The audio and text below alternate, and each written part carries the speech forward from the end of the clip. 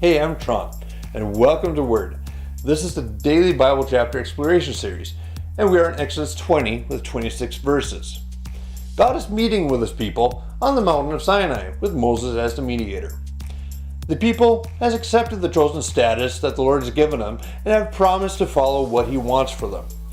They will know what they are starting in verse 1. Then God gave the people all these instructions.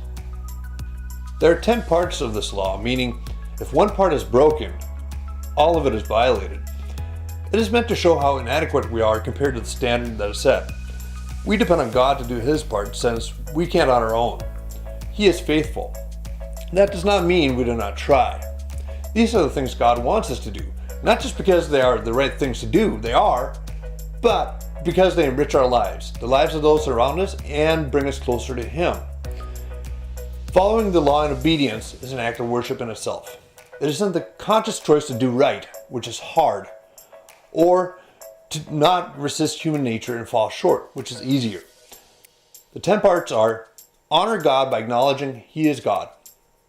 Do not worship created stuff. Do not detract from God where he deserves credit or think of him frivolously. Rest one day a week and dedicate it to God. Respect your parents. Don't murder a fellow human. Take marriage seriously and be faithful to your spouse. Don't steal. Don't intentionally give false information. Be satisfied with what you have and don't desire other people's stuff. The appearance of God on Sinai comes down like terror on the camp in verse 18. When the people heard the thunder and the loud blast of the ram's horn, and when they saw the flashes of lightning and the smoke billowing from the mountain, they stood at a distance, trembling with fear. They feared imminent death and begged Moses to go between the Lord and the camp. Moses has a few words of consolation in verse 20. Don't be afraid, Moses answered them, for God has come in this way to test you, and so that your fear of him will keep you from sinning. The Israelites sent Moses up into the mountain and the dark cloud to have a discussion with God, while they look on from afar. The Lord reminds Moses to pass on to the community the importance of everyone staying away from worshiping created things. Then he tells Moses to build an altar in verse 24. Build for me an altar made of earth, and offer your sacrifices to me, your burnt offerings and peace offerings, your sheep and goats, and your cattle. Build my altar wherever I cause my name to be remembered, and I will come to you and bless you. Next, the Lord underscores how the altar should be put together in verse 25. If you use stones to build my altar, use only natural uncut stones. Do not shape the stones with a tool, for that would make the altar unfit for holy use. This verse puzzled me at first.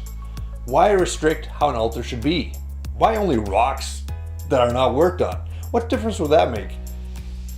I think it is not that making something nice for God is bad, or that something man-made is bad at all. It is avoiding the artificial. God is real. He wants the worship to be real too. Second, if too much effort was put into the making of the altar, it might be too nice and take away the attention and focus from God. The altar is, after all, supposed to be for him. He likes it simple and direct, no pretense.